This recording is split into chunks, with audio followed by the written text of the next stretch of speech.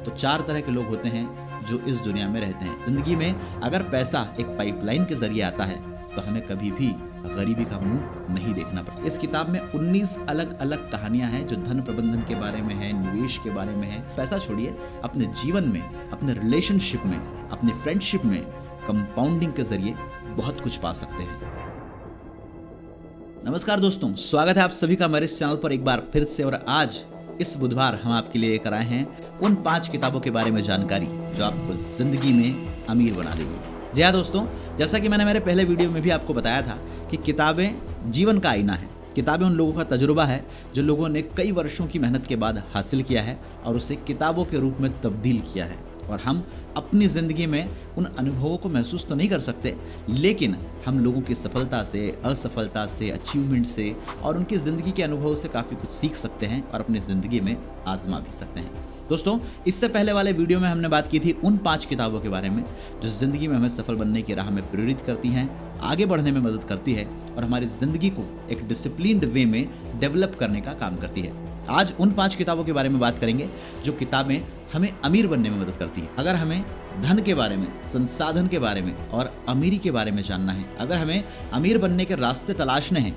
और उन रास्तों पर कैसे चला जाए, कहाँ से उन रास्तों की शुरुआत होती है, कैसे अमीर बना जाता है, इस बारे में जानना है, तो हमें ये 5 किताबें अपनी ज़िंदगी में ज़रूर पढ़नी चाहिए। दोस्तों, ये वो किताबें हैं जिन्हें मैंने भी पढ़ा है और काफ़ी सारी समझ जो है पैसों के बारे में उससे डेवलप की है। आखिर ऐसा क्यों होता है कि केवल कुछ लोग अमीर बनते हैं, बाकी सारे लोग केवल 24 घंटे उसी मकड़जाल में घूमते रह जाते हैं, गरीबी में पैदा होते हैं और गरीबी में ही मर जाते हैं? अगर इन सारे सवालों के जवाब जानने हैं तो हमें इस तरह की किताबें ज़रूर पढ़ते रहने चाहिए। तो आइए बिना किसी देर के इस वीडियो को शुरू करते हैं और कम से कम समय में इन किताबों के अंदर क्या क्या बातें बताई गई हैं उस बारे में आपसे चर्चा करेंगे। इसके बाद जब डिटेल्ड समरीज आना शुरू होंगी तब इन किताबों की भी और इस तरह की दूसरी किताबों की भी समरीज मैं आपके लिए लेकर आऊँगा। तो आइए शुरुआत करते हैं। पहली किताब रिच डैड सीरीज़ की कैश फ्लो क्वाड्रेंट। जी हाँ दोस्तों, इससे पहले जो वीडियो मैंने बनाया था उसमें मैंने आपसे कहा था कि मेरी ज़िंदगी को अगर बदलने वाली कोई किताब है जिसे सबसे पहले मैंने पढ़ा, जिसको पढ़ने के बाद मेरे दिमाग के सारे कंसेप्ट्स क्लियर हो गए, तो वो किताब थी रिच डैड पुअर डैड। और इस किताब ने, जिसे रॉबर्ट टी कियोसाकी ने लिखा है, मेरे दिमाग को इस तरह से हिलाया कि मैं अपनी पूरी ज़िंदगी के बारे में सोचकर हैरान रह गया कि आखिर मैंने इस 25 साल की उम्र तक किया क्या है। उसी सीरीज़ की ये किताब है जिसका नाम है cash flow quadrant. Robert T Kiyosaki ने इसे लिखा है और ये किताब हमें बताती है कि हम जिंदगी में अमीर क्यों नहीं बनते हैं, हम कहाँ गलती कर रहे होते हैं अमीर बनने की उस दौड़ में। हमारे पास जो कैश फ्लो आ रहा है आखिरकार वो किस क्वाड्रेंट से आ रहा है। एक्चुअल में इस किताब में रॉबर्ट टी कियोसाकी ने 4 ऐसे क्वाड्रेंट एक्सप्लेन किए हैं जिसमें हम अपने आप को रख सकते हैं। अगर हम इस तरह से 4 भागों में अपनी ज़िंदगी को डिवाइड करें तो 4 तरह के लोग होते हैं जो इस दुनिया में रहते हैं। पहला क्वाड्रेंट होता है ई मतलब एम्प्लॉई, एक ऐसा व्यक्ति जो नौकरी करता है, अपना समय देता है और उसके बदले में उसके पास कैश आता है। दूसरा होता है एस यानी कि सेल्फ एम्प्लॉयड यानी कि एक ऐसा व्यक्ति जो खुद कुछ काम करता है और बदले में उसे पैसा आता है। वो जितना काम करता है उतना ही उसके पास पैसा आता है, जैसे डॉक्टर्स, जैसे वकील, जैसे कोई इंजीनियर, इस तरह के लोग।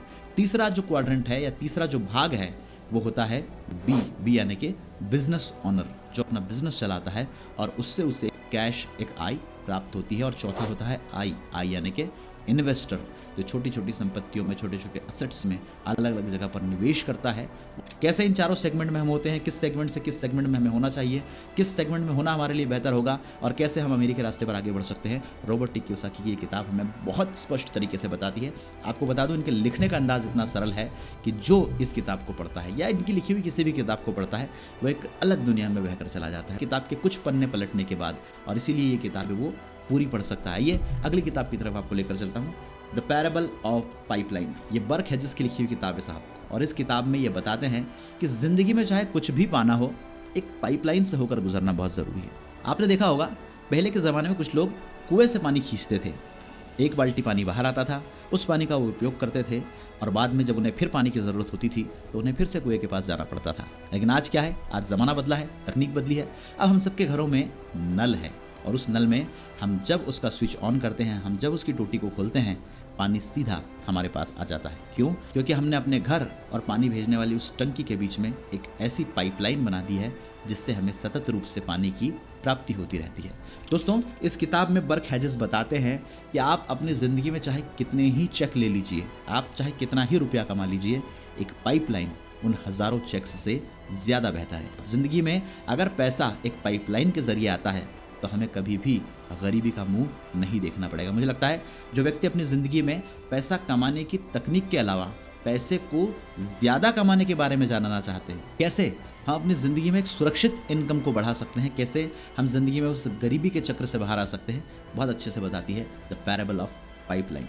तीसरी किताब पर आपको लेकर चलता हूँ, जो किताब आपको धन के बारे में तो बताती है, लेकिन कैसे साइकोलॉजिकली आप आखिरकार जो पैसों का मनोविज्ञान है, जो पैसों की साइकोलॉजी है, उसे कैसे सीख सकते हैं। और ये मॉर्गन हाउसल की लिखी हुई किताब बताती है द साइकोलॉजी ऑफ मनी।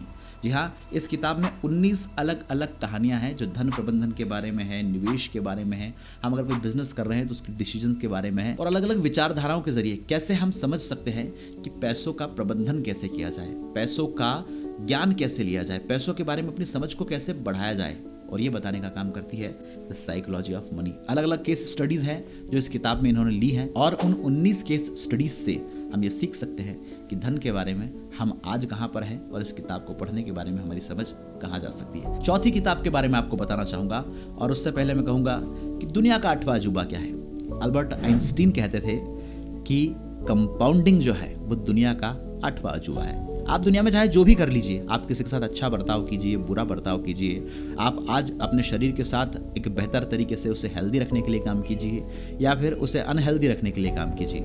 आज आप जो भी कर रहे हैं, फ्यूचर में आपको वो सारी चीज़ें कंपाउंड होकर मिलेगी। हम जिस धर्म को बिलोंग करते हैं उसमें भी तो ये कहा जाता है कि बुरा करने वालों के साथ बुरा होता है और अच्छा करने वालों के साथ अच्छा होता है। सोचिए, अगर आप अपने धन के साथ कुछ अच्छा करें तो आपके धन के साथ कुछ अच्छा ही होगा। तो द कंपाउंडिंग इफेक्ट हमें ये बताता है कि किस तरह से आप अपनी आय में, और आय छोड़िए, पैसा छोड़िए, अपने जीवन में, अपने रिलेशनशिप में, अपनी फ्रेंडशिप में कंपाउंडिंग के जरिए बहुत कुछ पा सकते हैं। और अब आखिरी में उस 5वीं किताब के बारे में बात करेंगे जो हमें मिलियनेयर तो नहीं बनाती है, लेकिन जितने भी मिलियनेयर लोग हैं उनके दिमाग में क्या खिचड़ी पक रही होती है, उनके दिमाग में क्या चल रहा होता है, इस बारे में किताब जरूर बताती है। टी हाव एकर, इन्होंने इस किताब को लिखा है, इसका नाम है सीक्रेट ऑफ मिलियनेयर माइंडसेट। जी हाँ दोस्तों, ये किताब नंबर 1 बेस्ट सेलर रही है। बाकी सारी किताबें भी बेस्ट सेलर है, लेकिन ये किताब अमीर बनने के लिए अमीरी के विचारों के बारे में हमें और ज़्यादा गहराई से बताती है। सबसे अच्छी बात बताऊँ इस किताब की क्या है, इस किताब को अभी तक मैंने भी नहीं पढ़ा है। आप देख सकते हैं किताब पूरी तरह से पैक है, इसे कुछ दिनों पहले ही मैंने खरीदा है, लेकिन इस किताब के बारे में बहुत ज़्यादा सुना था और इसीलिए इस किताब को पढ़ने के लिए मैं प्रेरित हुआ।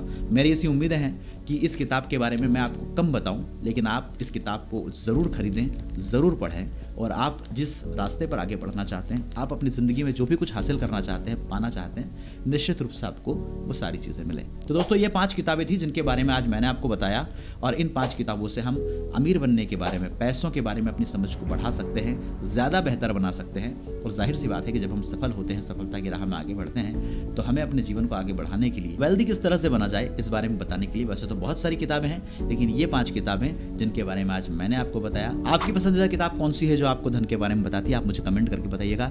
ये वीडियो कैसा लगा इस बारे में भी लिखिएगा, और साथ ही साथ चैनल को सब्सक्राइब कीजिएगा, ज़्यादा से ज़्यादा लोगों से शेयर कीजिएगा जिन्हें इस तरह के कंटेंट की, इस तरह की जानकारी की ज़रूरत है। आपके लिए ऐसी ही बुक समरीज लेकर मैं अपने चैनल पर आऊँगा। आप सबने वीडियो को यहाँ तक देखा, आप सबका बहुत बहुत धन्यवाद।